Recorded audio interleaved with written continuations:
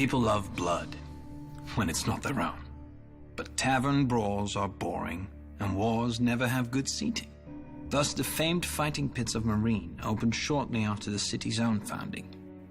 And I heard that originally the combats were a blood sacrifice to the gods of Geese, the empire that founded Meereen.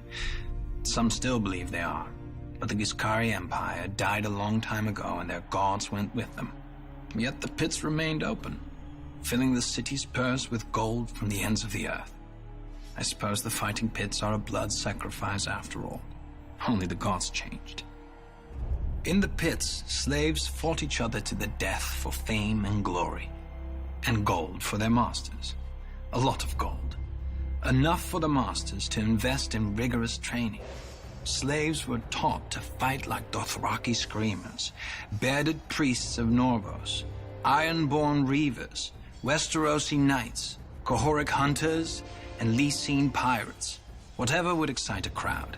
After all, everyone wants to know who is the best. And, of course, who isn't. For the crowds don't come only to see men fight well.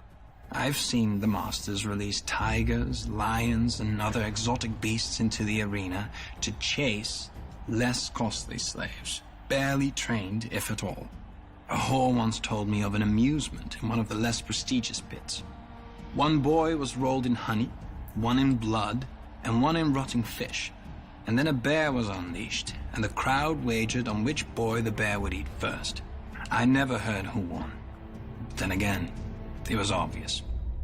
The masters. Did such stories worry me? Of course not.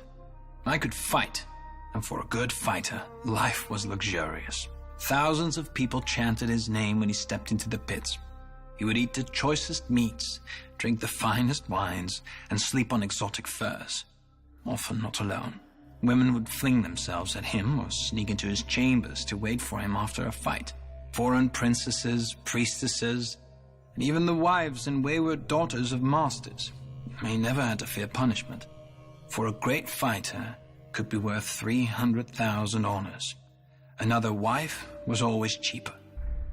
And when this renowned fighter finally fell, for all fighters will in time, his name would be inscribed onto the gates of fate among the other valiant dead.